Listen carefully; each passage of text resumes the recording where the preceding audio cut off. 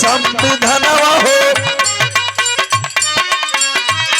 बाबा राउर दिहाला संविधानवा हो विधानवा से देश चलेला बाबा राउर दिहाला संविधानवा हो विधानवा से देश चलेला बाबा राउर दिहाला संविधानवा हो विधानवा से देश चलेला बाबा राउर दिहाला संविधानवा हो विधानवा से देश चलेला बाबा राउर दिहाला संविधानवा हो विधानवा से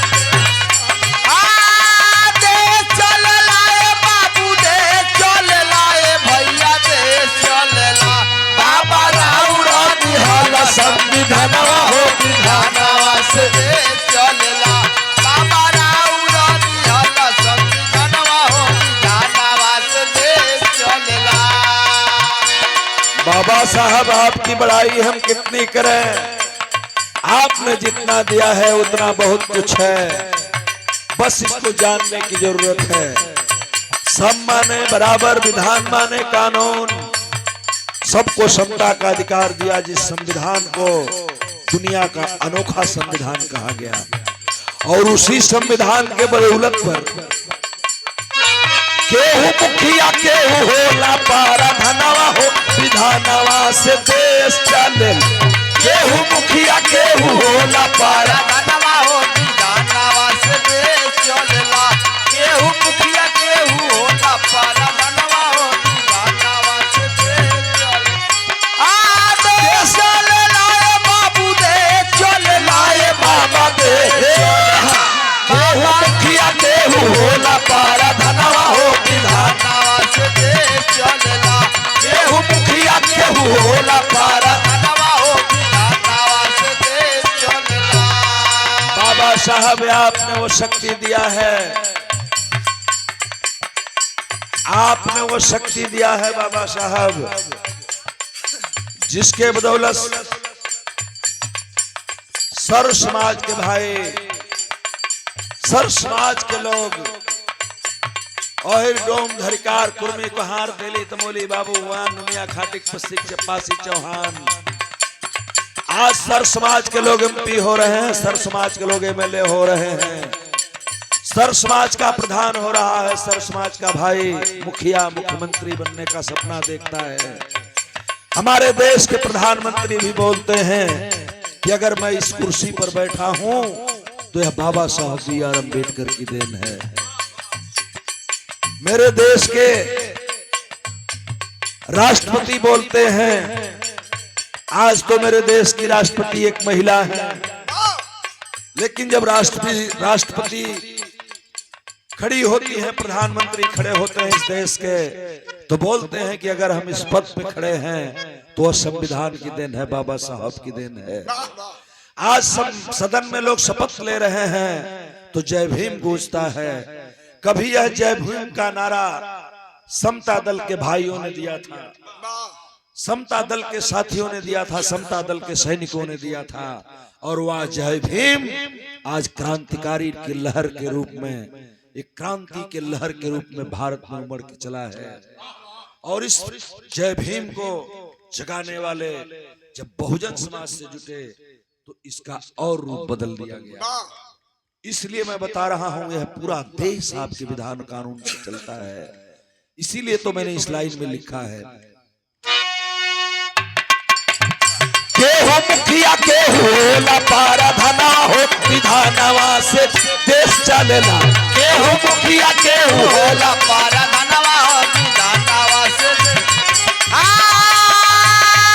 देश चलेला ए बाबा देश चलेला ए बाबा देश चलेला बाबा राउर दिहाला संविधानवा हो विधानवा से देश चलेला बाबा राउर दिहाला संविधानवा हो विधानवा से देश चलेला। बड़ा ही ऊंचा भाव है क्या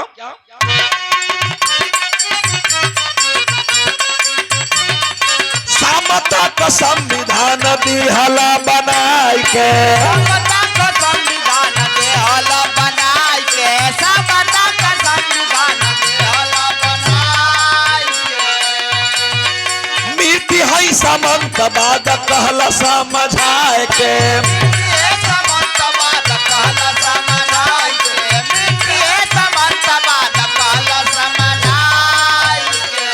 मीठी है समंत बाद कहला समझाए के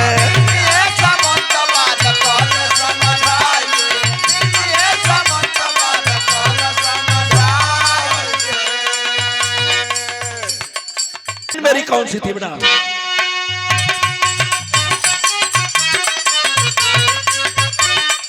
समता का संविधान दिहला बना के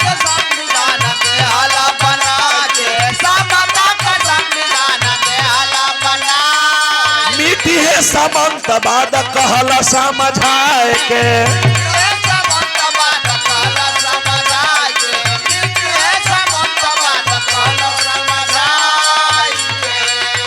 साहू फूल पेरियार जसरत नवा हो विधानवा से देश चलेला बाबा राव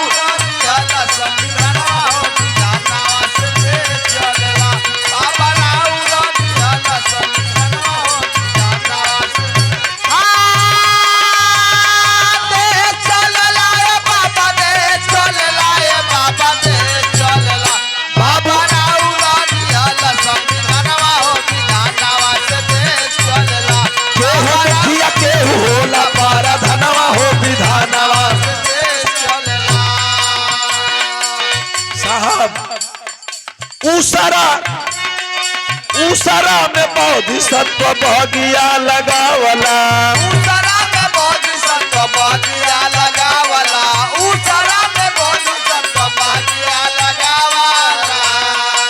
ए साहब राजकुमार भाई उसरा में बोधिसत्व बगिया लगावला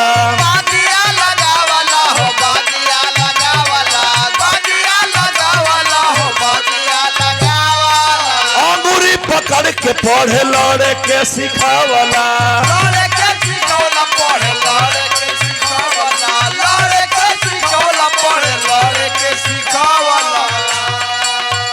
हक बाबे बाबा दिहला ज्ञानवा हो विधानवा से देश चलेला बाबा राउर दिहला संविधानवा हो विधानवा से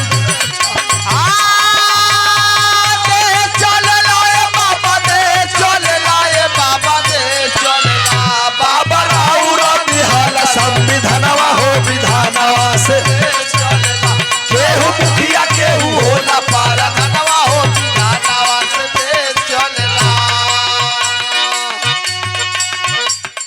शिक्षा और सुरक्षा संगठन वाली बतिया संगठन वाली बतिया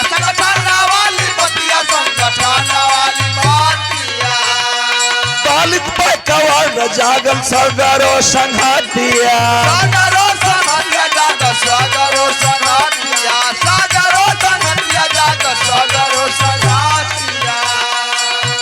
बाबा एकता को हो बाबा एकता के कर लायलनवा हो विधानवा से देश चलेला बाबा राउर दिहला संविधानवा हो विधानवा से देश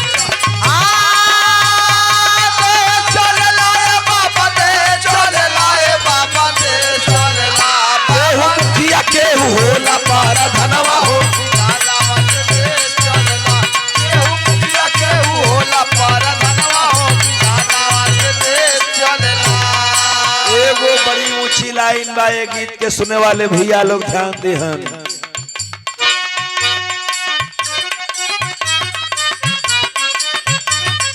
जहाँ रहल पशुना परानिया में अंतर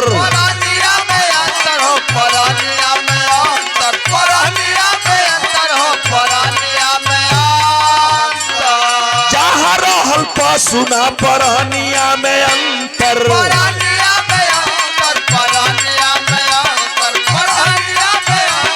बाबा बाबा साहब आपने सिद्ध किया कि यहाँ जो जानवर थे जो पशु थे मानव की हालत भी पशु से बदतर थी और मानव भी पशु के समान था इनको ज्ञान नहीं था लेकिन आपने कैसी हैसियत दिया आपने कैसी ताकत दिया।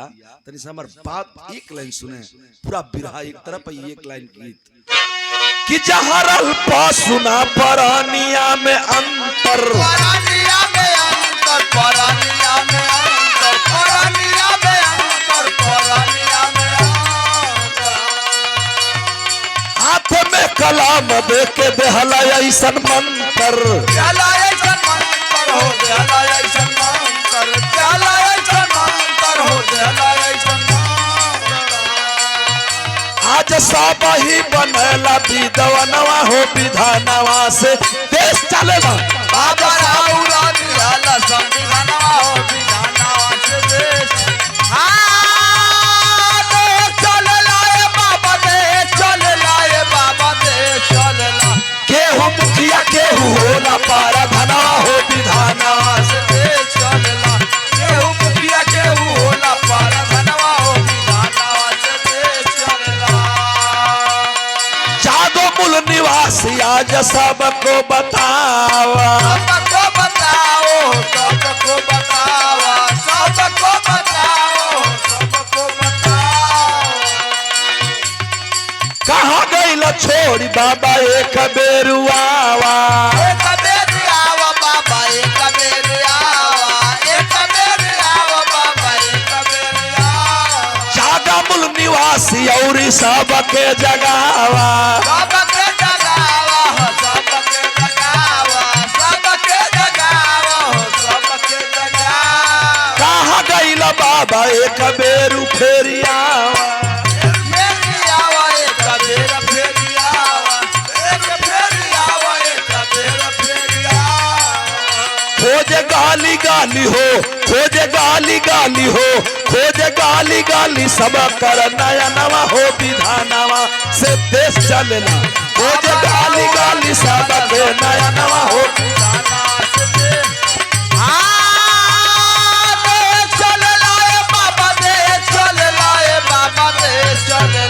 साहू फूले पेरियारा जसवा कनवा हो, विधानवा से देश चलेला।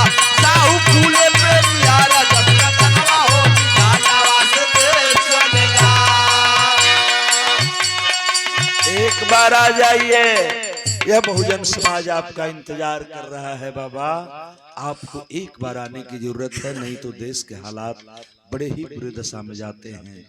लोग कहते हैं कि कभी कभी महापुरुषों का जन्म होता है, लेकिन प्रकृति ने हमने देखा है कि हमेशा एक महापुरुष जाता है तो एक महापुरुष आता है। जैसे 3 पीढ़ी तो मैं देख रहा हूं, बाबा साहब आप थे तो आपने लड़ाई लड़ा और 1956 को देश छोड़ा, लेकिन 1956 में आपके जाने के पहले ही इस प्रकृति ने एक महापुरुष को जन्म दे दिया था। 15 मार्च 19 को हम महापुरुष पैदा हो गया था, जिनकी गिनती आज महापुरुष में होती है। आप चले गए, आप कह के गए थे कि मेरे बाद जो भी आए मेरे कारवां को जहां तक मैं लाया हूं, अगर इसे आगे न ढकेल सके तो इसे पीछे भी न ढकेले। इसी बात के लिए मानवर कांसीराम साहब पंजाब से आए, रोपड़ से आए, खवासपुर से आए और 65 में नौकरी को छोड़ करके 64-65 में, और उन्होंने हमारी लड़ाई लड़ा। और वह महापुरुष 1934 में पैदा हुआ था 15 मार्च को, और 9 अक्टूबर 2006 को दुनिया से चला गया।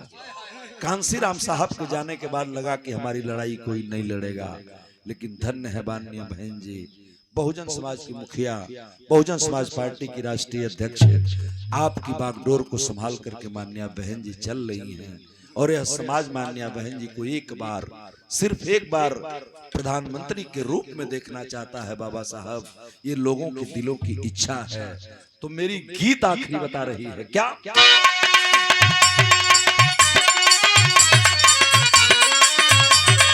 जागो मूल निवासी और सबको जगाई, सबको जगाई हो, सबको जगाई, सबको जगाई हो, सबको जगाई। कहा गई बाबा एक बेरु जैता आई,